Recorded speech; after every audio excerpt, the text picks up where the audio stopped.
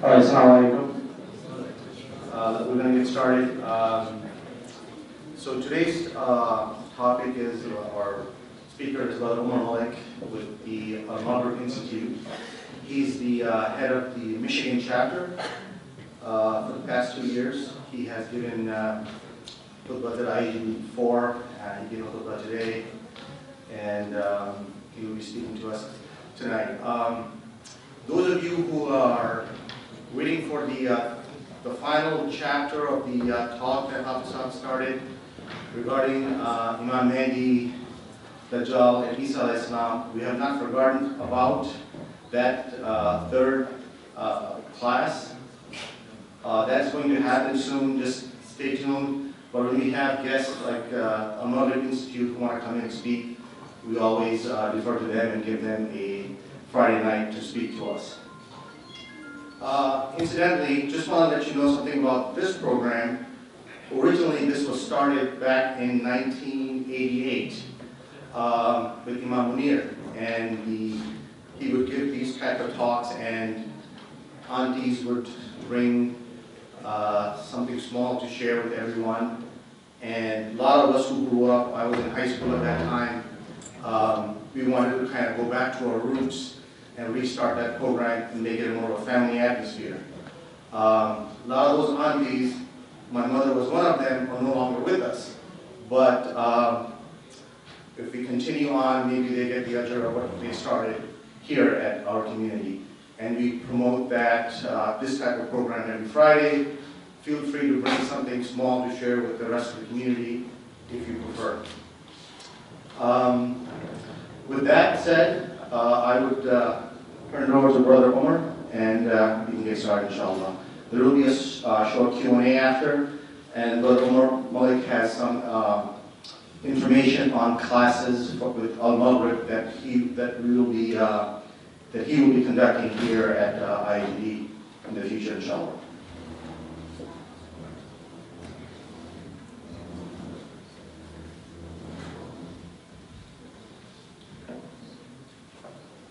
Great. Assalamu alaikum wa rahmatullahi wa barakatuh. If you guys don't mind, first thing I want to ask is if you can fill up the front seats first. It's just a good etiquette for gaining knowledge, so come on up, inshallah.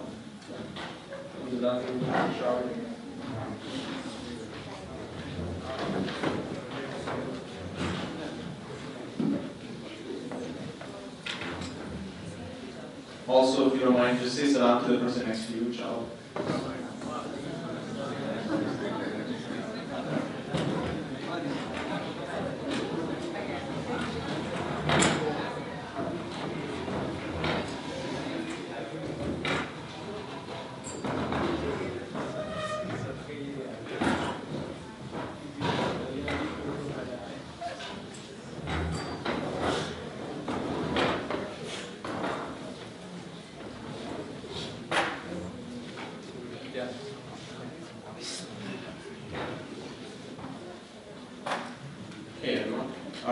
Once again, everyone, assalamu alaikum wa rahmatullahi wa barakatuh.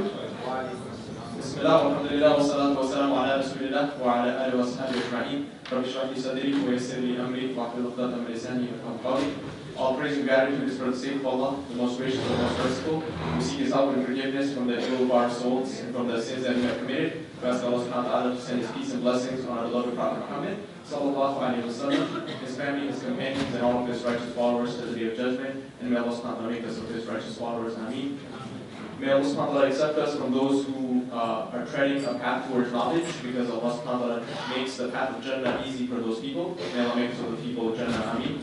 And especially with the cold weather out there, actually, just a funny story, got stuck today, ran out of gas, yes, my mistake, and had to walk home in the cold weather. And I was just doing my shahada the whole time because I thought that was it for me, because it was cold out there. So for us to actually, take that time out to come on this cold weather to gain this knowledge, may Allah subhanahu wa ta'ala put barakah in it and protect us from the deception of shaitan when it comes to evil eye, black magic, and other things of that sort. So obviously, I'm not gonna say that I'm an expert or someone who can, go into this topic at a level of expertise. And you don't have Mufti Rabbani here, and great scholars in the community. But I wanted to share with you guys some things that I found unique, and also kind of give you a taste for the unloaded courses that the brother was talking about, and an opportunity to actually learn a course that's coming to IGD for the first time in history, which is going to be end of March. So I wanted to basically talk to you guys about just one of the chapters that we learned throughout this course about deception, which was taught by Sheikh Saad Tasneem. How many of you guys have heard of Saad Tasneem? Raise your hand. Okay, not many. So basically, it was a weekend seminar, and we discussed the concept of black magic, evil eye, and shaitan in general. So what I want to do today is make sure that we have an understanding and appreciate how Allah subhanahu wa ta'ala wants us to protect ourselves from the shaitan, and everything else will fall in place. But if we don't appreciate who the shaitan is and the expectation from a Muslim to protect ourselves from this sworn enemy in the Quran, then everything else would not be taken seriously.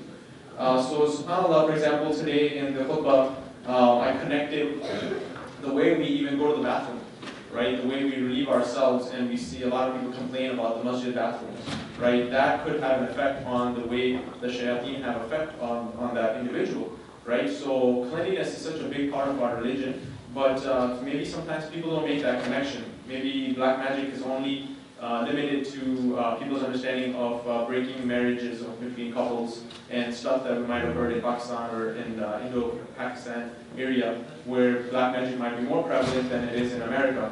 So today, my goal is also to remove some of the myths as to what exactly these buzzwords are, and talk about what's real and what's actually just people cultural things that we don't need to worry about. But first thing I started off today, how many of you guys were able to attend the khutbah, so I don't end up repeating a lot of that? Okay, so not too many. This ayah is very profound. The reason I wanted to bring it up is because it is the basis of the rest of the discussion.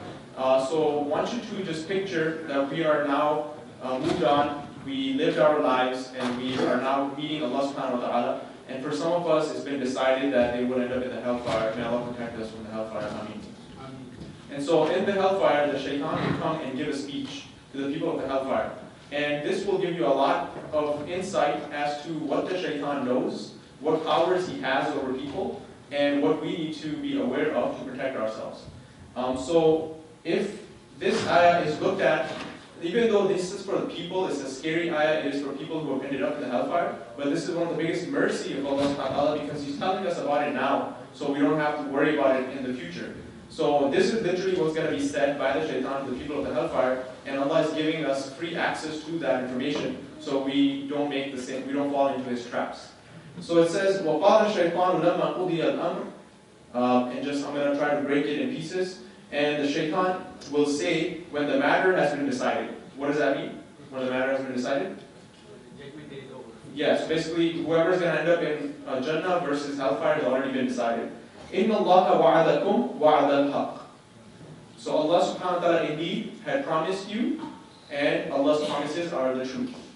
وَوَعَدْتُكُمْ فَأَخْلَفْتُكُمْ. And I promised you things, but I was making you delusional, and I betrayed you.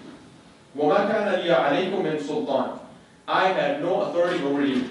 إِلَّا أَنْ دَعَوْتُكُمْ. Except the fact that I gave you da'wah. Just like we try to give da'wah, He's literally giving us da'wah. If we're not calling people to Islam, if we're not calling people towards guidance, then someone else is calling us towards their path. It works one way or the other. So the only way to protect ourselves from effects of shaitan is to give da'wah, to talk about Islam, to be proud of Islam. Otherwise, the opposite will happen. That's why we see so many of our youth nowadays, when they're not in access with Islamic information, where they are convinced that Islam is the truth, then it just takes one incident on media and it shatters their whole iman. Because the other people, when they do da'wah to us, it shatters us because we're not grounded sometimes. So anyways, shaitan is saying, all I did not have any authority over you, I simply gave you da'wah and I invited you. فَاسْتَجَبْتُمْ لِي. And a lot of this is Urdu too, right? Fastajab, jawab, right? So I gave you da'wah and you accepted my invitation, and you answered back and you accepted my invitation. So then what does he say next? فَلَا تَلُومُونِي وَلُومُوا أَنفُسَكُمْ. So do not blame me, but blame your own nafs, blame your own selves. ما أنا بمصرخكم وما أنتم بمصرخي. I'm not able to help you, and neither can you help me. إني كفرت بما أشركتموني من قبل. I disassociate myself from anything that you connected to me. إن الظالمين لهم عذاب أليم. And indeed, for the wrongdoers is the punishment. It's a severe punishment. Now, subhanAllah, imagine this is the shaitan. And what is mentioned in the tafsir is the people of hellfire. One of the things that is agony for them on the day of judgment is Allah subhanahu wa ta'ala will not address them. Just like a mother, if she's mad at her child, and obviously the example of a mother cannot be compared to Allah, but if a mother is mad at her child and he or she comes up to the mother and he just wants to get the yelling and get it over with, but sometimes the mother gives her the cold shoulder. 2 days have gone by and mother is not talking to that person. That's way more agony. It's better for him to just go, get through the yelling and get it over with. But for someone for the mother to not talk to that person is an agony in its own. So in this moment, people are expecting some good news. The people of hellfire have heard nothing good. And all of a sudden this individual shows up to give them a speech. And this is known as the khutbah of shaitan, documented in the Quran. And this is the speech that he gives them. No hope. In fact, he starts pinching them even more. Don't blame me, blame yourselves. I have no control over you. And indeed, for the wrongdoers, it's a painful punishment, so enjoy it. In a sarcastic way, subhanAllah. May Allah protect us from the shaitan by taking heed and protection from these verses now that have to regret in the hereafter. So, what do we learn? 3 things from this particular ayah that I want you guys to take a note of. Number 1 is how convinced the shaitan is of the promises of Allah. He himself said that Allah made you promises and His promises are the truth. And I'll prove it to you how he was so sure of Allah's promises. And if we were to take Allah's promises as the truth, we would live a totally different lifestyle. Number 2 is shaitan, he mocks these people, right? For him, it's just he's enjoying it, right? So it's like someone stabs you with a dagger. He just keeps on twisting it and he's just making it more painful. In Urdu, what do they say? Throwing salt on the wound, right? So he's enjoying this right now. Right? And then he said that I just called you, I didn't have the physical ability to do anything to you, and then you responded to me. And the third thing is, he said, don't blame me, blame yourselves. He wants nothing to do with it. Right? SubhanAllah. So anyone that, when we go through black magic and evil eye and things like that, a lot of times the only person that's to be blamed is ourselves. We call it upon ourselves to put ourselves in situations where shaitan is given full access to us. The way we talk to people, the way we walk, the way we dress, the way we think about things, the way we look at things from our eyes, the things that we let our hearts consume through our eyes, through our ears, and the relationships that we have. All of this has an effect on the way shayateen have control over us. So he only has control as much as we allow it. So that was the beginning. And then how do we know that shaitan believes in the promise of Allah? Check this out. After the Prophet, Allah subhanahu wa ta'ala tells him to prostrate to Adam, he says, he rejects in front of everybody. And then Allah subhanahu wa ta'ala asks him, what made you not prostrate to something I created with my own hands? To give honor to Adam, Allah says that he created Adam with his own hands. And shaitan says, that I am better than him. You created me from the fire and you created him from the clay. Now, first question is there any proof that fire is better than clay? Can you logically prove that? There's really no proof. So what is this really? It's just an excuse. And people who make excuses when they commit a sin are following the same type of methodology, where instead of accepting their mistake, they start coming up with logical arguments, which are not even good arguments to begin with. And then he says, قَالَ فَبِمَا أَغْوَيْتَنِي لَأَقْعُدَنَّ لَهُمْ صِرَاطَكَ الْمُسْتَقِيمِ. Shaitan said, because you, Allah, because you put me in this error, because of you, I did what I did, I will surely sit and wait for them on your straight path. So Allah, he starts challenging Allah subhanahu wa ta'ala. But before he made the challenge, what happened? When he knew that he's going to end up in the hellfire and that he has no hope, what did he do? What did he ask Allah? Can anyone tell me? He said, give me permission until day of judgment. Exactly. So he asked Allah subhanahu wa ta'ala to give him permission to exist till the day of judgment. Now, this is Allah subhanahu wa ta'ala granting him that permission after what he just did. So, what do you think he says next? He says what I just mentioned. He starts challenging Allah subhanahu wa ta'ala that now watch what I'm going to do, and I'm going to take every one of these people to the hellfire. But there is a catch, we'll come back to that later, because he says, إِلَّا عِبَادِكَ, except for those who are your true ibad, your true slaves. Now, what that shows you is that he's so convinced in the promise of Allah subhanahu wa ta'ala that Allah has told him that you will get to live till the day of judgment, and then he starts challenging Allah because he knows that Allah will not reject his promise. Allah will still fulfill his promise, and so he still doesn't care. He starts challenging mankind. Now, with that said, the second topic I want to discuss. So first thing, we describe the shaitan, his enmity. Second thing I want to do is look at the Quran and see, do we have other enemies other than the shaitan? Yes or no? Who are other enemies that we have? Really, other than what is shaitan, first of all, is a jinn, but it's an evil jinn. Right? And who is the head of shayateen? What's he called? Iblis. Right? So when we say Iblis, he can also be referred as al-shaitan, with the alif lam, right? Because that makes him the specific al-shaitan is also Iblis, the head of the shayateen. And then you have jinn creation. Are all jinn bad?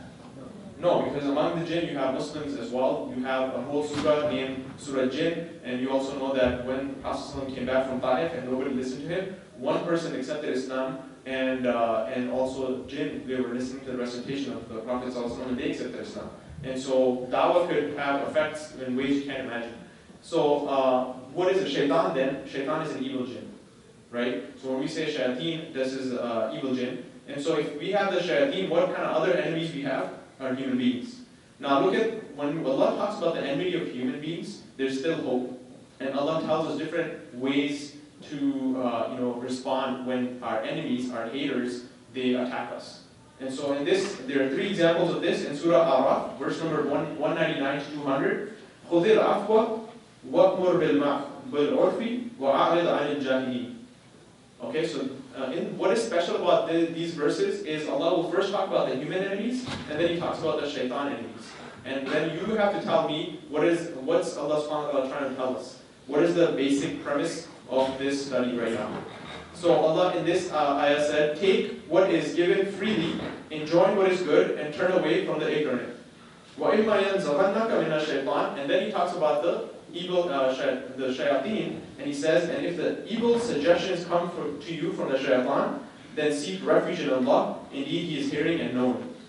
So what do you notice different between the enemy of the human enemies versus the shaitanic enemies? What is the approach Allah is telling us? Well, once again, take what is good, given freely, enjoy what is good, and turn away from the ignorant. So if it's a human enemy and he's attacking you, what do? Turn away from the ignorant. But look at the shaitan. And if an evil suggestion comes from the shaitan, then say, A'udhu billah, fasta'id billah, A'udhu billah min shaitan rajim. One of the most powerful weapons that we don't use and take serious is literally just the saying of A'udhu billah min shaitan rajim. Immediately it protects you from the shaitan. But it's a weapon we're not utilizing because we don't know when to use it. So what's the comparison? For human beings, just ignore the ignorant. When it comes to shaitan, go seek refuge in Allah subhanahu wa ta'ala. You don't just ignore him. You have to go and seek refuge in Allah subhanahu wa ta'ala. Let's take another example. Surah Mu'minun.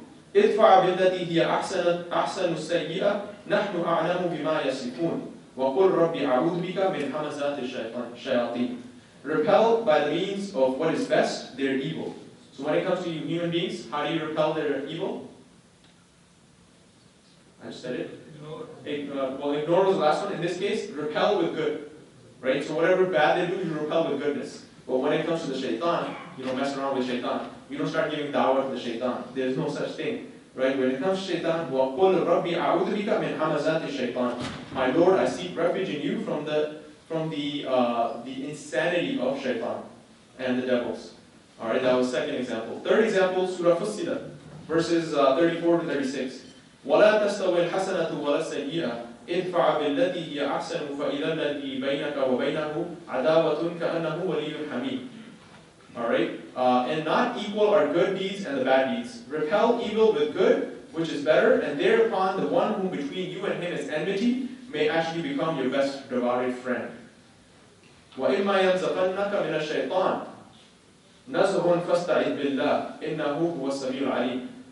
And if there comes to you from shaitan an evil suggestion, then seek refuge in Allah. Indeed, He is the hearing, the knowing. Once again, when the evil people come to you and attack you, repel bad with good, and perhaps some of the worst people may become your best friends. right? There's hope. Even the leaders that we hate and the way they're attacking the Muslims, there's hope.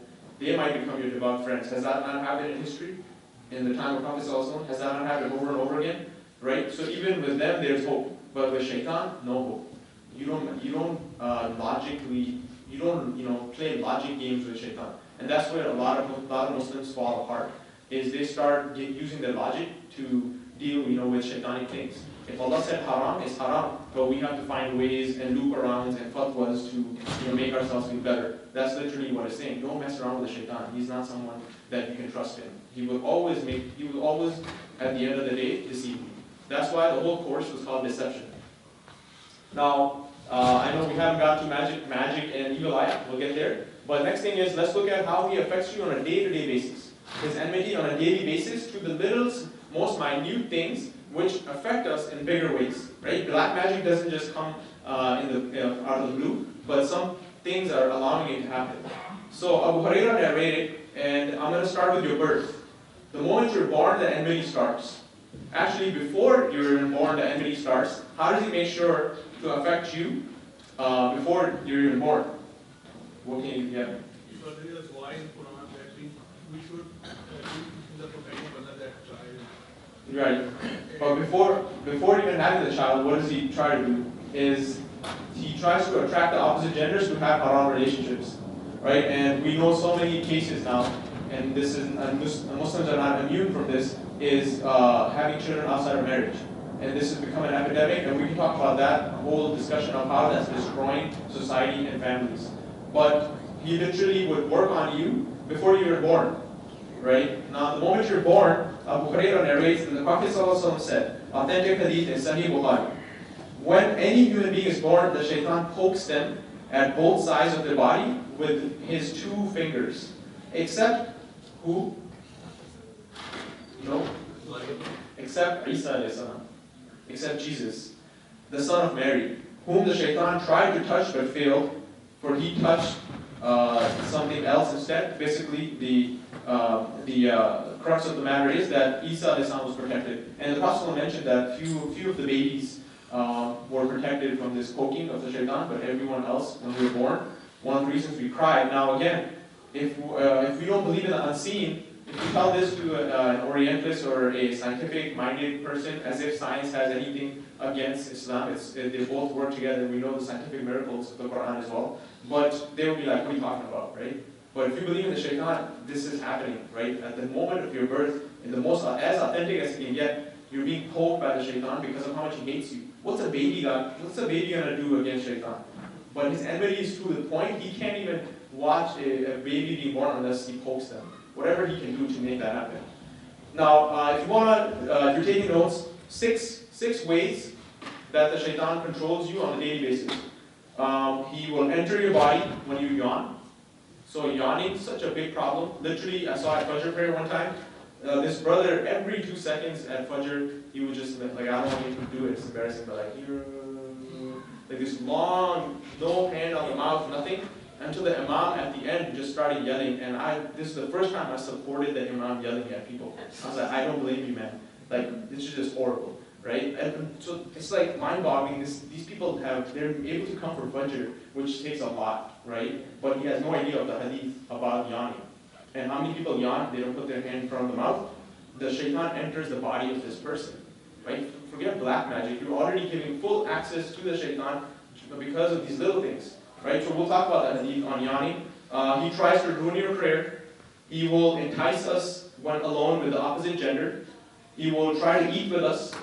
If you don't say Bismillah, he's eating, and there's no barakah in that food. He urinates in our ear while we're sleeping, right? Urination of shaitan is mentioned in the person's ear when he's sleeping, unless he, makes all the efforts possible, makes wudu before going to sleep to wake up for Fajr. But if this person has no intention of waking up for Fajr, how do you know he has no intention of waking up for Fajr? How can you know for sure this guy does not care about waking up for Fajr? What's that? What's that? Yeah, there's no intention of even setting the alarm. You know he has no intention. Don't tell me you're gonna, I just overslept. You had no intention to wake up, right? This person, the shaitan urinates in his ear. Full control, Now, how does the shaitan urinate we say Allahu A'lam, this is of the unseen, because this is a different realm. But what is the hadith are trying to do? When you hear this hadith, what kind of feeling do you get? You get a good feeling or a disgusting feeling? Right, so that's more than enough for us. To just hear that is more than enough to know, however he does it, it's the realm of the unseen, but it's kind of disgusting, if you ask me, so we protect ourselves from it. And the shaitan laughs at us. When does he laugh at us? These are authentic hadith. So just want to take a look at those really quickly. Shaitan is ready to enter the body when we yawn. Abu Sa'id al-Khudri mentioned in Sahih Muslim, all authentic hadith. I will not give you, if there's a weak hadith, I don't care how mesmerizing the speaker is and how much they make you get emotional and make you cry. They have to tell you if it's a weak hadith. Okay, so this is something like we don't, alhamdulillah, in the West, we make sure that that's taken, because this is knowledge, we don't claim that this is from us, right? And so when we give a hadith, and even if it's so moving and people are crying, well, give me the need for that, brother. Like, where are you getting this from, right? So that's something a student of knowledge you should do.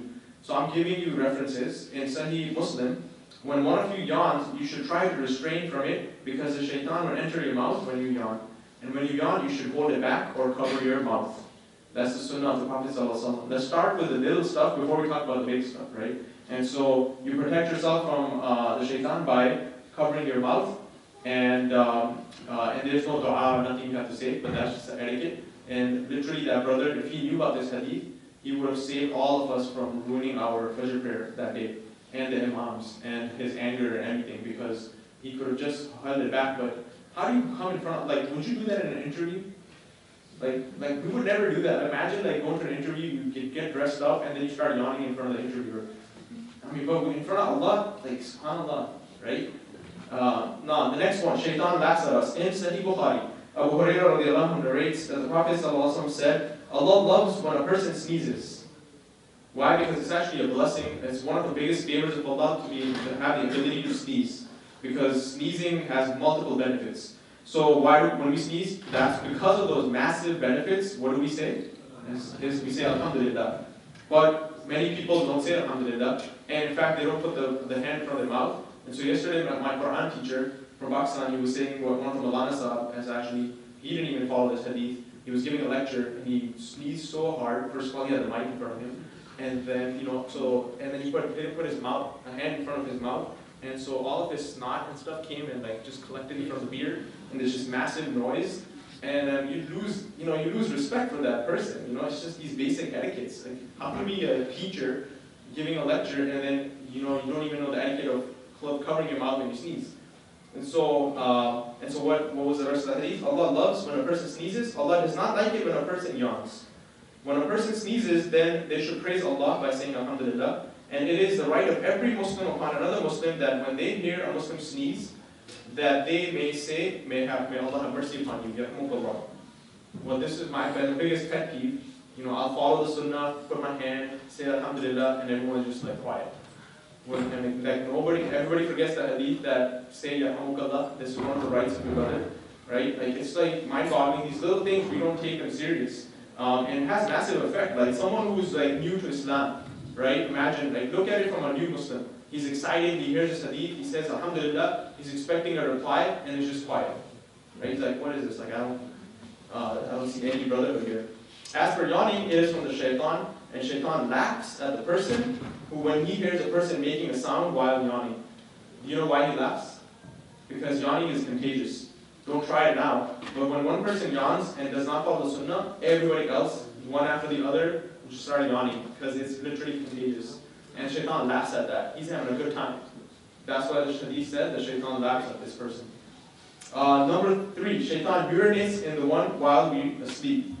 Obviously not those who protect themselves. Ibn Mas'ud, and this is in Sahih Bukhari as well, narrated that a man slept until sunrise, and the Prophet ﷺ said that this is a man in whose ear shaitan has urinated. So again, this applies to someone who does not take measures to make Fajr prayer. Which, and then by the way, if you sleep really late at night, hopefully for good reasons, can you still take these measures and still, be protected from this urination? Yes or no? Yes, you can. So even if you did a late nighter, right, it doesn't make you a bad Muslim. You still follow the sunnah, you make wudu, and you made full intention to pray Fajr, and if you miss Fajr, hopefully that won't be counted as negligence because you tried. You still tried and you followed the Sunnah, and you'll be protected from the urination that we're talking about here of the shaitan by making those few changes. So don't let the all-nighter be a reason for you to miss Fajr or not follow the Sunnah. Right? We still do our best to follow the Sunnah, and you'll be protected, inshallah. Shaitan tries to entice us while we are alone with the opposite gender. This is like a big one, right? And this includes phone calls, includes on Facebook and WhatsApp or whatever you want to call it. It doesn't have to be in the same room. But if it's two opposite genders and they're just like, okay, yeah, if it's dawah or good reasons, okay, yeah, but you have to be super careful, right? Not like talking about haram stuff and just basically boyfriend-girlfriend thing going on, and we're not in the same room, so we're protected. No. If you have two people, the Prophet ﷺ said, Hadith by Ibn Umar in Sunan al-Tirmidhi, a man is not alone with a woman except the third is who? Shaitan. Right? Again, you're giving access to the shaitan. This is not about just halal haram. My talk is about the way you are giving access to our sworn enemy who hates us so much, and you're letting it through these acts that you probably, and like me, probably didn't think as big of a deal. And then we end up having black magic and evil eye and all these things because we didn't follow the basics. Shaitan tries to ruin your prayer. The Prophet ﷺ said in Sahih Bukhari by Abu Hurairah radiallahu anhu that when the call of prayer is announced, Shaitan runs away. Okay, so there are certain things when you do, Shaitan cannot affect you, right? So what is the one thing that he hates? Is the adhan to prayer. So if you're a youth especially, be proud to do the adhan. Like you should be like fighting to get in front and do the adhan. But most of the time you ask the youth and they're like, oh no, you go ahead, brother. Like, I don't have a good voice. Like, subhanAllah, who cares? Like, look at the reward that you're getting. And we know the mu'adhin that he would have a higher neck on the Day of Judgment, and that whoever hears the adhan of the mu'adhin, he gets the reward of whoever prays because of his adhan. And so there's so many rewards, right? But at the same time, it makes the shaitan run away. And then when the shahada is, actually let's take that. Shaitan runs away. When the adhan is finished, the shaitan comes running back, right? So what does that tell you about his attitude? He's persistent, right? Even when you do something that he hates, he runs away, you come right back, right? Like for us, we should learn from the shaitan in a positive way, where if we run away from a good deed, or we mess up on something, come and run back to Allah right away, right? So whenever he feels that he's losing his access to you, he'll find other ways. He's just persistent. He's insane. That's why we say, "A'udhu billahi minash shaitanir rajim min hamazihi wa nafathihi wa nafathihi." This is another thing you should, as authentic dua, you should add that to the isti'adah, which is one of the best protection from the shaitan, which is to say, "A'udhu billahi minash shaitanir rajim min hamazihi." For Allah protect me from his arrogance, hamazihi wa nafathihi, his insanity, where he just keeps coming back at you. He just does not give up. Wa nafathihi, his music, his poetry, right? And that is any type of haram things that we listen to. That is shaitanic poetry. So once again, can someone repeat that dua with me? A'udhu billahi minash shaitanir rajim min hamazihi wa nafathihi wa nafathihi. Okay, so what happens when the adhan is finished? Shaitan comes running back, and when the iqamah is made, shaitan runs away again. So iqamah, he hates the iqamah, comes running back again, and he tries to whisper in the heart. And then what does he do when you're in your prayer? He whispers, "Do you remember this or that? Did you log out of the bank account? Did you end up clicking submit button? Or I don't know if you repaid the bill. Because after the prayer and namaz, make sure that you go check that out." Right, in the whole prayer, you're just thinking about this stuff, that's shaitan coming at you. And so what do? Just isti'adah, a'udhu billahi minash shaitanir rajim. And why do we say Allahu Akbar so many times? Because he's going to keep coming at you, and then every next position you have an opportunity to wake up again. Right? Allahu Akbar, oh man, snap out of this. Allah is bigger than that bank balance I'm thinking about, or that girl, or this TV program. Let me just snap out of it, right? And so you say Allahu Akbar again. These are opportunities to wake up. And if this wasn't enough, when does he stay with you till? He was with you before birth, working on you, during birth, all throughout your life on a daily basis, and then still doesn't give up till your death. Even on your deathbed, Abdullah, the son of Imam Ahmad, rahimahullah, who was a great scholar of Islam, people say that two people that saved Islam from completely changing was Abu Bakr when he stood up against those who said that we're not going to pay zakat. And Imam Ahmad, rahimahullah, when people were saying that the Quran is just a creation of Allah, it's not the speech of Allah, right? And he stood up, he was the only one stood up and protected from a huge fitna, where they could have taken Islam in a totally different direction. But Imam Ahmad, he's on his deathbed, and his son is saying, say the kalima, say the shahada. And he's saying, no, right? So, and then he was in this phase where when you're dying, you're kind of like unconscious and coming out of that unconsciousness, that cycle. And so once he gained his consciousness again, his son said, why did you keep saying no? He said, because Shaitan came to me in my unconscious state, and he came in a very raggedy shape, like as if he's given up. And he was like, oh, Ahmad, you won today.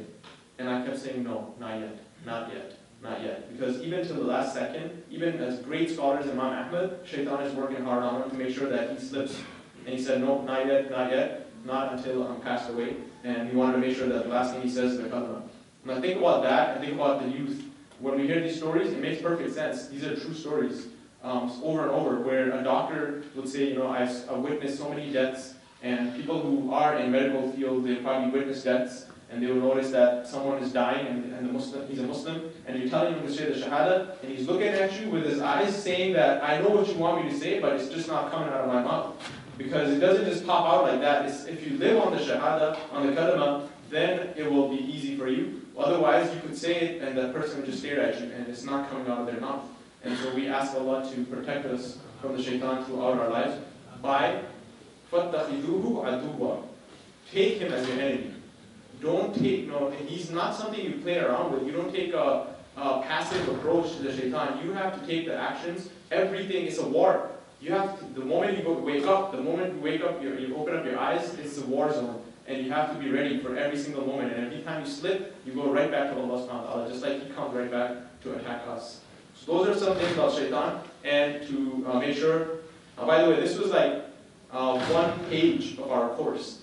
And I'm just giving you a sample of what our Maghrib course would look like when it comes to IGD, inshallah, which is the end of March. But this is literally just 1 page of our book. And so when it comes to black magic, let's see, did I miss? Should we be afraid of the Shaitan? So what do you guys think? Should we be afraid of the Shaitan? Do we just live afraid?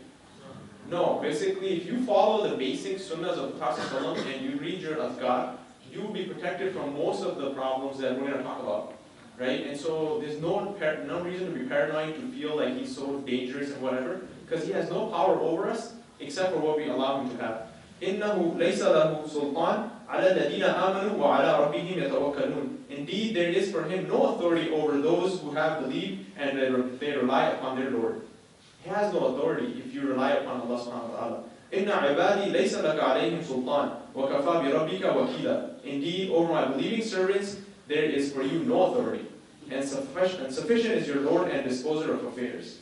قَالَ رَبِّي بِمَا أَغْوَيْتَنِي لَأُزَيِّنَنَّ لَهُمْ فِي الْأَرْضِ وَلَأُغْوِيَنَّهُمْ أَجْمَعِينَ إِلَّا عِبَادَكَ مِنْهُمُ الْمُخْلَصِينَ. Remember I told you guys when he challenged the people, or challenged Allah that I'm going to take all these people to the hellfire with me? But I told you I'll come back to this. The next verse he says, إِلَّا عِبَادِكَ مِنْهُمُ الْمُخْلَصِينَ.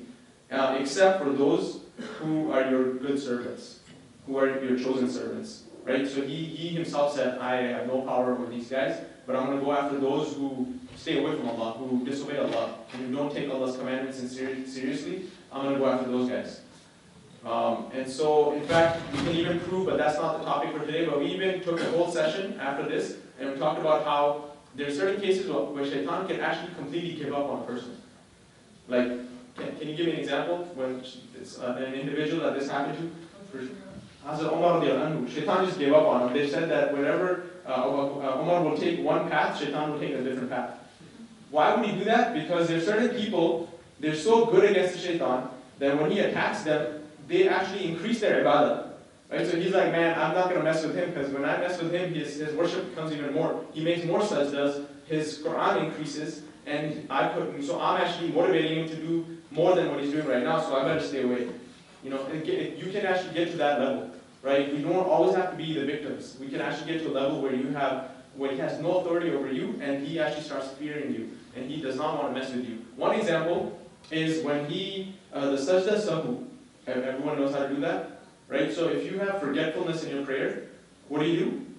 You do sajda sahu, and so if you do this efficiently and you try to get, wake up out of it and you focus in your prayer, eventually he realizes every time he makes you forget, you end up doing those 2 extra sajdas which you wouldn't have done otherwise. So he's like, I'm not going to mess with this thing. You see that? Right? So we can actually have more control over the shaitan than we think. That brings us to black magic. And so literally our chapter was called Fact or Fiction, because Shaykh Saad Tasneem, his teacher, Shaykh Waleed the Sunni, who is a master at dealing with cases with black magic, right? And so first of all, everybody knows what a raqi is, ruqya, right? And so we don't just go to random people and do ruqya through them, right? This is a special field. And so when it comes to black magic, there are certain people obviously who have dealt with actual real life cases and others who just read about it. So you go and talk to those who have seen those cases and you take their advice. And most of us, at least from the Indo-Pak, because I also got married in Pakistan, even though I'm born and raised here, but I saw it when I was getting married, like things were just not, like you could sense the evil eye happening, and a lot of things were just not going right. And then obviously, this person did black magic, and I think this family member is doing black magic, and it got so bad that because I didn't have enough knowledge of this stuff that I could see like certain people looking at me in a different way, and so now I was like pretty much like skeptical of everybody in my family. Like, I think that auntie, man, the way she looks at me, she's doing black magic on me at night, and then it's just completely far from the truth, right? And then 90% of the time when a marriage starts having issues, oh, there's black magic on it. So this is where Shaykh Waleed the Sunni said 90% of the cases that came where people were like, our family's breaking apart from black magic, were not black magic. It was just them not having good etiquettes and just not following the basic, essence of having a successful marriage, and then just blaming everything on the shaitan. Like, I just got black magic. So just keep that in mind, because I'm going to tell you guys some of the signs of a person who might have black magic, and everybody's going to be like, oh man, that's me right there. Right? So don't do that, right? But when it comes to black magic, no Muslim here should deny that 100% this is a real thing. But does it have to do with something black? Like, does it have to do with color black? No, it's called black magic. It's a dark thing. In Arabic, it's called sihr, which comes from something that is done in the hidden. That's why you're not going to see like people coming up and like start doing black magic on you, because it's done in a hidden way. That's why it's called sihr. And also the night is called what? What he said? What is a night in Arabic? Layl. And then I think there's other words too, right?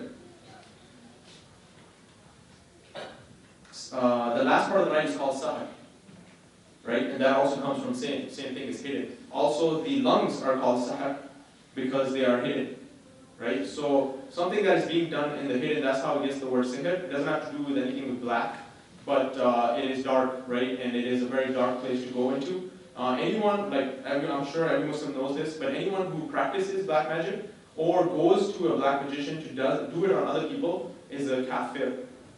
And this is not a major sin. Direct disbelief.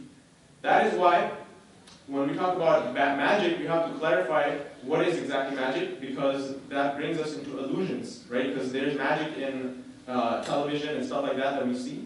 And so, some of the scholars have said that it is makruh, the card tricks and stuff like that. Why? Because the other person might actually start thinking that you actually are contacting the jinn, right? And some of the major things like these magicians do, I'm not going to comment on it, I don't know what they do, but maybe someone could argue that there's some jinn involved.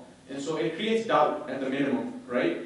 Now, some of the scholars said it's haram to even do illusions where you told people that it's an illusion.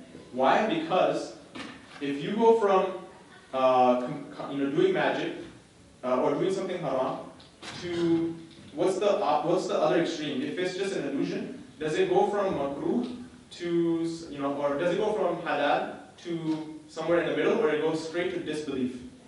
Like if it was actual magic, you go from not so good to what? It's not like a major sin now. You go directly from like don't do it to like kufr. So for that reason, some of the scholars said it's like don't even do it, because it's such a slippery slope, right? Because if you literally start believing that power is in the hands of a human being or something, you have committed kufr. And so this is a big deal, and that's why I'm just gonna say because alhamdulillah, I've been able to deal with it. But fortune cookies, right? That's not something you play around with. It's best at the minimum, do not open those and read them. I don't care if it says have a nice day, right? Because sometimes it would say other things. And fortune cookies is taking you slowly to that direction. And so why am I mentioning this is because there are clear hadith.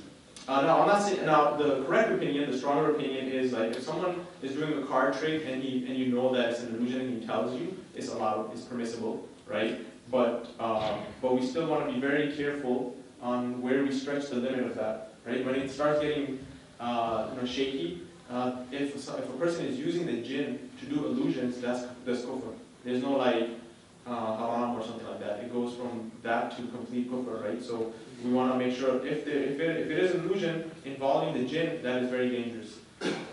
So with that said, magic is which people seek the help of the shaitan. So not like good jinn. It's done with the bad jinn, the shayateen, and with the help of the jinn. Any jinn who helps someone perform magic is considered a shaitan. Right? By definition, it's a bad jinn if he's performing, and he's known as a shaitan if he's performing black magic. And this is not considered a pious jinn. This jinn is a helper of Iblis. Who's Iblis? The master of the shayateen. People may do things supernatural to fool the people, and this is with the help of jinn. When magicians perform these things, it is to gain power and superiority over people. Instead of relying upon Allah subhanahu wa ta'ala, people may go to a magician because they have seen this person perform miracles. Ibn Taymiyyah witnessed, so Ibn Taymiyyah rahimahullah, he actually witnessed people walking on coal and he saw people floating. Right? And so this could have easily been at that time, without the media and stuff, use of jinn. Right? And this is complete like disbelief. So, and so that's why Muslims should be very careful because it's a matter of belief and disbelief. By the consensus of the scholars, this is kufr. It is disbelief to use the help of the jinn and shaitan to perform magic. But now, how do we know that it breaks relationships, right? Where did that come from, right? That's actually from the Quran, and there are verses which mention about people who use black magic to split people and their families. And so, فَيَتَعَلَّمُونَ مِنْهُمَا مَا يُفَرِّقُونَ بِهِ بَيْنَ الْمَرْءِ وَزَوْجِهِ. Where is this? Surah Baqarah, verse number 102. And from these angels, people learn that by which they cause separation between a man and a wife. So this is a proof from the Quran that people use black magic to separate, true loving couples, spouses, and people use black magic to do that. Okay, so that brings us. Any questions about that? Yeah. In this particular area, black magic and stuff. Okay, so we'll come back to more Q&A, and I want to be aware of the time. Okay, so I'll try to finish this. I want to also talk about evil eye really quick. 5 minutes? Okay. So it's a long topic, right? So we might have to do like more sessions, but that's what I'm talking about. Like this is the kind of stuff where every community member here would benefit from, and it needs dedication more than like a lecture, right? So that's where, inshallah, we're trying to head with our next sessions coming up, inshallah. But number one, so here now I'm giving a disclaimer that don't like read the title and be like, that's me right there, right? But this could be signs that a person is going through black magic. And may Allah protect us, but protection is more important than the cure, right? Islam is about protection. That's why I talked about all the things that we should do to protect ourselves.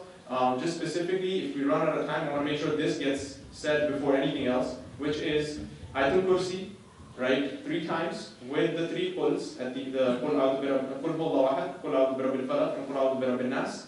I actually just learned it, like how can I always had the question, how do you say it? Like you have to say Ayatul Kursi 3 times, Qul 3 times, right? So which order do you say it? Both of these are correct, as Mufti Mank mentioned.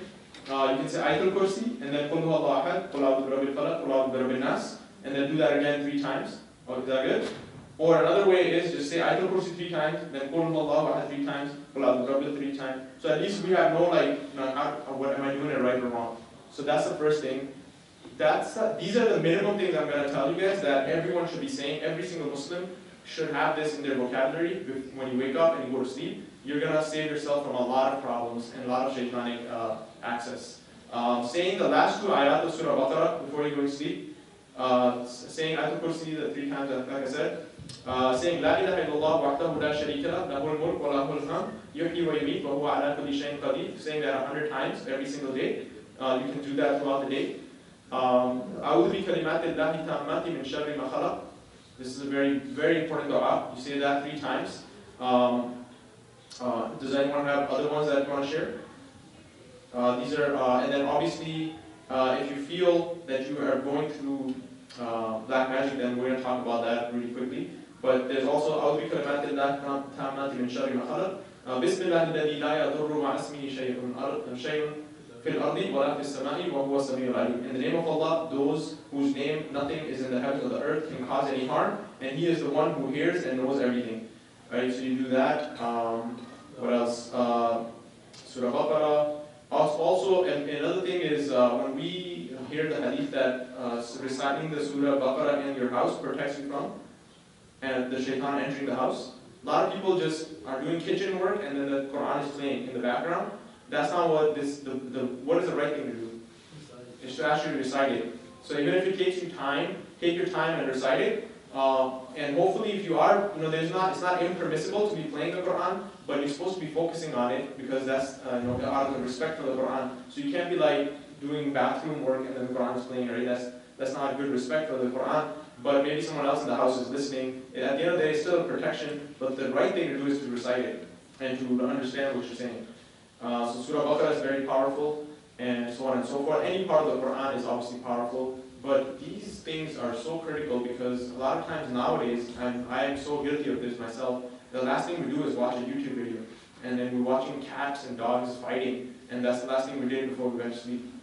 Or we're chatting or watching some America Got Talent show, and that's the last thing we remember, right? It's like this stuff is really affecting the basics of our, waking up and go to sleep type of stuff. Other remedies is being in a state of wudu. There's people, the Sheikh Mufti Mek is saying this, so don't blame me, but like sisters, for example, he said some sisters will come and say, I haven't taken off my makeup for 3 days. Right, because I spent $90 on my hairstyle and they put all this gel and stuff, so I don't want to mess it up. So did you even pray for those 3 days? There's no intention of praying, and she doesn't want to mess up the hairstyle, so there's no ghusl, no wudu, and they basically are obviously opening the door for the shaitan. If you have impurity, you have to do ghusl. But there's people who are not taking a shower for multiple days. These are all things that affect them. And then other things people mention is olive oil, zamzam, reciting the Qur'ans, and so on and so forth. And finally, I just rushed through it, is evil eye. So one thing I can tell you about evil eye is there such a thing? Can you prove it to me? What does evil eye happen? How does evil eye happen? It's through jealousy, right? Hasad and evil eye is connected. And so, how can you prove to me that evil eye is the truth? That it can happen from a very basic surah that we recite all the time. Even before the Nas, قُلْ أَعُوذُ بِرَبِّ الْفَلَقِ مِنْ شَرِّ مَا خَلَقَ مِنْ شَرِّ غَاسِقٍ إِذَا وَقَبَ وَمِنْ شَرِّ النَّفَّاثَاتِ فِي الْعُقَدِ وَمِنْ شَرِّ حَاسِدٍ إِذَا حَسَدَ. Save me from the hasad of the one who has hasad. So that means hasad has an effect on the person. If it didn't, why would you be asking Allah to protect you from it? Clear proof right there, evil eye does have, is true, because you're saying, oh Allah, protect me from the hasad of the one who gives hasad, because there is an effect. Now, does it, again, just like the black magic, does it have to do with your eyes only? Do you have eyes that superpower and you just look at someone a certain way and they get the evil eye? It's not. It's also, you could have just heard about someone getting a great job and a child and something great happened and you give them evil eye because of your hasad against them. So it's not just the eye, like some kind of superpower that you do with your eyes, but it's called the eye because most of the time people give it to you because when they see something great about you or something great that happens. One of the myths, and that's why I want to bring up the verse, just give me 1 second. What is the etiquette like? If you see someone do something, they gain something great, you should say Tabarakallah or Allahumma zid wa barik, may Allah increase you. MashaAllah, that's what I wanted to comment on. There's no really authentic hadith that that the Shaykh also mentioned where it says you have to say MashaAllah. But then where is a verse in the Quran that people use to say that you have to say MashaAllah? Surah Kahf. But there's a misunderstanding there, so it's okay if it doesn't come up. Who knows the ayah and where does it show up? Where one brother tells another guy to say, mashallah, la hawla wa la quwwata. The people of the two gardens, right? The story of the people of the two gardens. Now, pay attention. So, who is being arrogant in that story? The brother with the two gardens, right? And his other brother is telling him to say, mashallah. So, is this a cure for evil eye or arrogance? He's talking to his brother to tell him, when you have something amazing, you should say mashallah to yourself to protect yourself from arrogance. This is not something about evil eye. So it's very rude, and it could be taken in a rude way when we tell people when they see a beautiful car or something, and you're like, say mashallah, man. You're literally like accusing them in a way that you have hasad over me, say mashallah. Right? And we're like, oh, it's in Surah Al-Kahf. The right thing is to say Allahumma. The mashallah is to protect your own self, not to like protect the other guy from his jealousy. That's his problem. He better be careful, and he should be saying to you what? Tabarakallah, Allahumma barik, Allahumma zid, wa barik, may Allah increase you and give you more barakah. That's what he should be making dua, the person who feels that he might be jealous of you, and you yourself should protect yourself from arrogance by saying mashallah when you have great things. Right? It's supposed to be applied to us. And so we should stop this thing with telling others like, you didn't say mashallah. Right? Like it come off as an accusation. So that's one thing I wanted to like debunk. So the sunnah is to actually say tabarakallah or make dua. Now why do we do that? Because immediately what is jealousy? Because everybody's going to be jealous at one point or another, but what is hasad? Hasad is jealousy where you don't just like what the other person has, but you want them to lose it and for you to have it. That's hasad, right? And so if you make dua for them, what is a hadith of the Rasulullah? When you make dua for someone, the angels make dua for you. So literally you're making dua for your own self. Like to remove that jealousy out of your heart, you should make dua for the other person. May Allah put more barakah in it for you. May Allah increase you in it. It actually has an effect where you just like kind of diffuse all that jealousy, and it also ends up applying back to you because you're making dua for yourself in essence. That's one of the best ways to avoid jealousy. And so evil eye and jealousy are very dangerous. And one other thing we learn is we can give evil eye to ourselves as well. And another big way where we get evil eye is on social media. Like the Shaykh was talking about how there are people who every little meal that they take, you have 3 status updates or profile picture updates on every single meal that individual went to. Every time the kid has a new clothes that he wears, there's a picture of it up. Every single thing that you do, your puffy lips for the sisters or the brothers in the gym and showing off his muscles, guaranteed, it's just a matter of time before you feel the effects of evil eye. It's just a matter of time. It's not even like, oh, I'll just like, yeah, it's not going to affect me. Just watch. It's just a matter of time. Maybe not this day, the next day. Slowly, one day or another, you're going to go through that, and then you see the effects of it. I literally saw this happening because it was becoming something. I try to use even my kids' pictures when I post it. So this is not to say stop social media. Don't take me the wrong way. But if it's literally done for the reason where you know that you want others to comment on your body or your clothes or your looks, that is showing off. And you're going to see the effects of that. Right? And social media is so powerful for us to ruin and get the evil eye from other people. And so when I try to, like, for example, post something about my daughter, I'll mention something like powerful, like some kind of dawah thing that I was very impressed with what she said. So maybe it will motivate other youth and whatnot. But if it's just for the sake of every great thing in my life, because what would that do? Think about it. There are individuals, there's things that we have that a person would have to work all their life to be able to attain. And so when they see constantly you going on this vacation and this food and this restaurant and this clothes and this party and this, they're like, man, this guy is living the dream. I would dream, like I would have to work all my life to be able to attain even 1% of that. And he gets it every single day. You're calling this onto yourself, right? So we can't blame other people. We do that to ourselves many times. And so, in conclusion, brothers and sisters, may Allah subhanahu wa ta'ala help us live a sunnah-full way, protect ourselves from the evil eye of our own selves, and also make dua for others that we're jealous of, because it's a very dirty feeling. It's something that can ruin all of your good deeds. As we know that Prophet said that jealousy can ruin a person's good deeds, just like fire overtakes wood, right? Takes over the wood. So may Allah also help us teach this to others and not accuse each other and not start blaming black magic for everything. and at the same time do our best with the Quran, Mu'adda thing. But when it comes to medical, we didn't talk about that level, then seek help. You know, when it gets to things where it really looks like black magic and you need to go to a ruqya, you know, don't stop, don't like just deny I don't need ruqya, at the same time don't deny medical attention.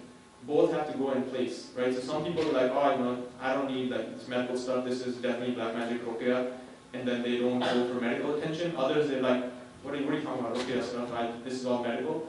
Like, let both of those happen at the same time, inshallah. So those are a few things. And then last thing is, this was basically 1 hour session of an Al-Maghrib class. The good thing is the hadith, things that I mentioned to you, I don't have to worry about their authenticity because they cover it all in a course which is delivered to the whole community where parents can take it with the children, married couples, people who are expecting, anybody who takes these courses, they can basically immediately apply it in their own families and be able to give talks and khutbahs. So alhamdulillah, I graduated with Al-Maghrib. We're actually bringing Al-Maghrib classes for the first time to IGD.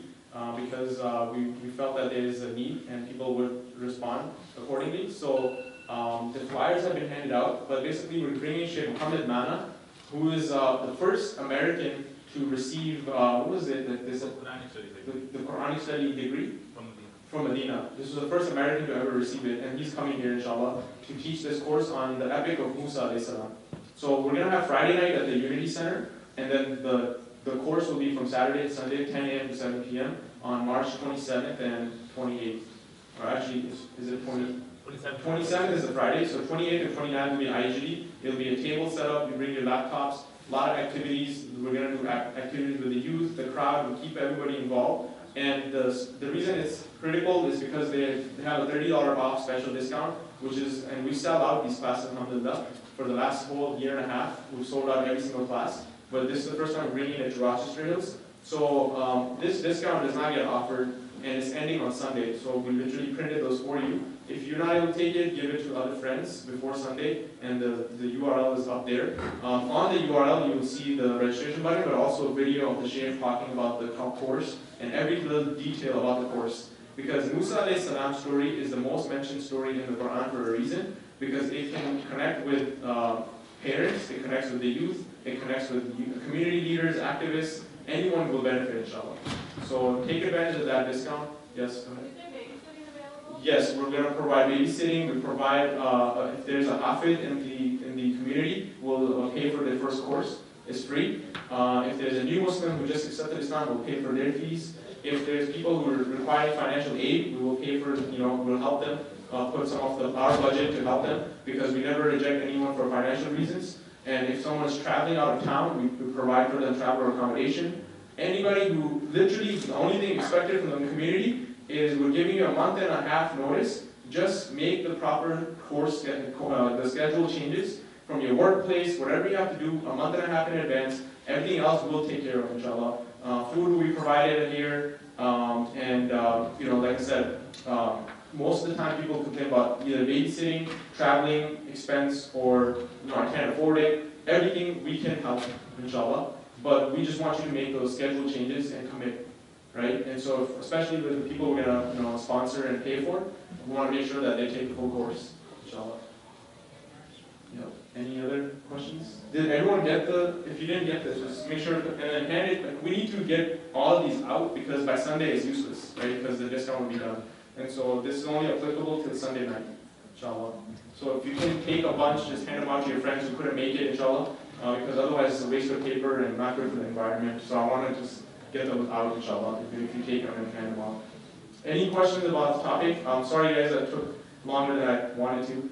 Yeah. How to be human enemy. Yeah. Yes. But at the same time, Allah has mentioned that there are shaitan in humans who has given one similarly to that, Allah has mentioned Allah has made shaitan between jinn and insan against prophets, right? Yeah. So then how do you deal with those? Because shaitan also exists within humans. Yeah, so the question was min al-jinnati wan nas. And so when I was reading about black magic, and especially people who we go to try to do ruqya, there are certain red flags. So, I mean, hopefully everyone's like, don't laugh, but this is true stuff, we want to be real with it. like some of the Iraqis or people who are going to help you, they would, so this was actually more people who would ruqya, the cure part of it. They would actually tell a person that you have to be like standing without, with no clothes, and we have to touch you and stuff, right? Like as soon as you start seeing stuff like that, that's like red flags, right? None of that. And the same with the black magicians. So if someone is, claiming that this particular relative did this to you, that's a red flag. Nobody has that unless they're dealing with jinn. And the jinn never give you the truth. They will tell you 99 lies and then one truth. They're always going to lie, right? So a person who claims exactly this cousin or this family member did this to you, red flags right there, guys, right? Because you're going to destroy those relationships, and it doesn't work like that, right? So that's something to be watched out. So at that point, this guy is literally a jinn. I mean, they were like the sheikh's like, this guy is literally, you can just run away from this individual himself because he's like acting like a jinn. A lot of them. Yeah.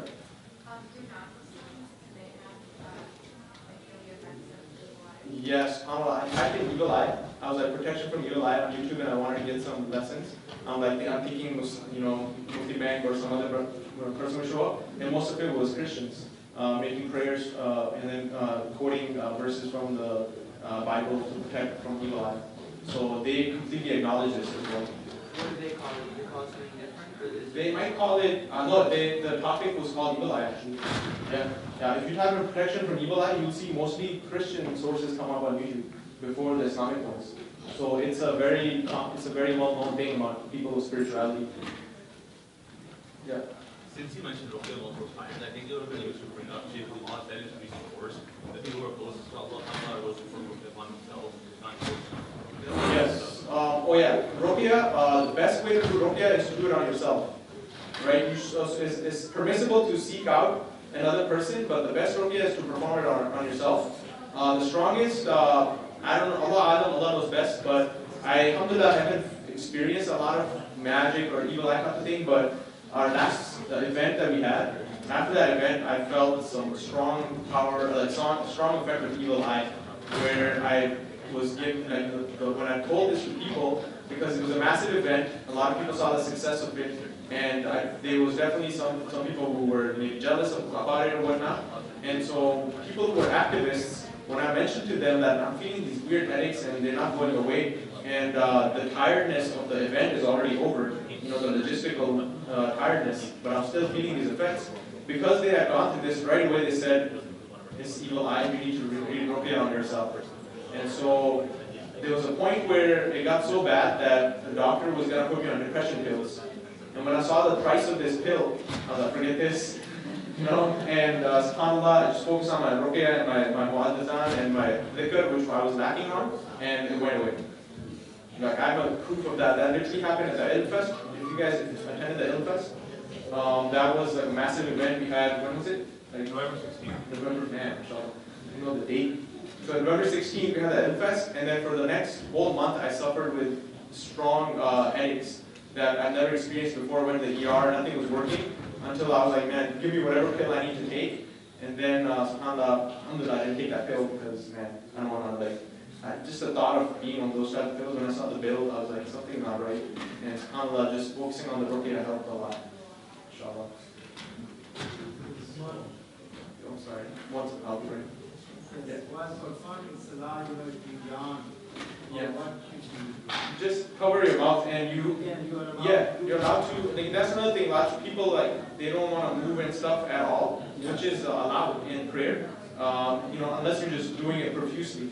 But small minimum movements is allowed, especially you're actually doing everybody a favor by doing that, because if the next person sees you yawning, or especially if the noise comes out, it's going to mess up a lot of other people's prayers. Yeah, is it true? Yes. Yeah. It's going to be sisters on one side, brothers on the other side. Proper seating arrangement because it's a long course. So everyone will have break times every 50 minutes, activities, lunch break for 2 hours. And then the sheikh has got beautiful recitations. If you type it up, he really fills you up with beautiful recitations throughout the course. So it's going to be nice. We make sure that it's not you're tired or anything. So, Yes. I know you talked about evil eye, but if everything is by the will of Allah, then evil eye is stronger than that? No, definitely not, right? So that's why we say Hasbi Allah wa ni'mal wakeel. Evil eye can still happen, but it will be very unlikely if you're protecting yourself with the mu'adhan and the dhikr and just focusing on Allah. Because the more you have tawakkul on Allah subhanahu wa ta'ala, tawakkul also means that you take your means, right? There's another difference. Some people, they just kind of wait and then they're like, no, I just have tawakkul in Allah subhanahu wa ta'ala. But that's called tawakkul, where you basically just leave it to Allah, but you're not doing your part. So the scholars, they mention, like, it's like a guy who comes off an airplane with a parachute, and he doesn't do anything for the first, but then when he gets close, he pulls out the parachute, right? Versus a guy who jumps off the plane without a parachute, right? You're just gonna call him crazy, right? So the real person with tawakkul is the one who's doing his mu'adhan, he's staying away from haram, he is doing things of obedience. When he does make a mistake, he goes back to Allah subhanahu wa ta'ala, he's doing his dhikr and Quran, and he's taking these Islamic seminars, whatever he needs to increase his iman. That person has got the real tawakkul, because he's doing his part and then he's also trusting Allah. And he will, inshallah, find himself not to have anything to worry about.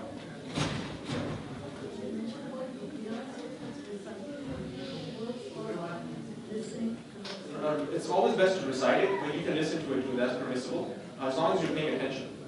Not like two people having a conversation and the Quran is playing in the background. Like even in a car, when I'm driving and me and my kids and everyone is talking, even though I try to like put on the Quran so the kids, instead of like radio and music, they listen to the Quran.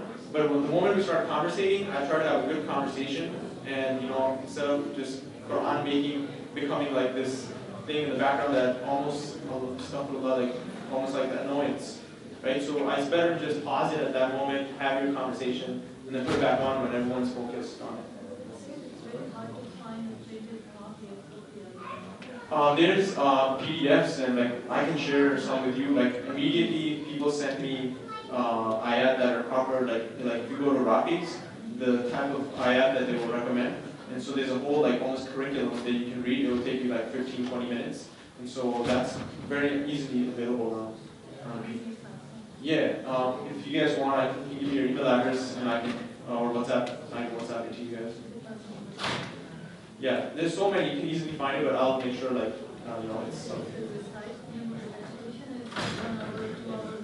Oh yeah, no, you can do stuff where you can read it within 15 minutes. Yeah, and you'll find it much more effective. So, yeah. Can you provoke jinn by Imam? Can you? Can you what?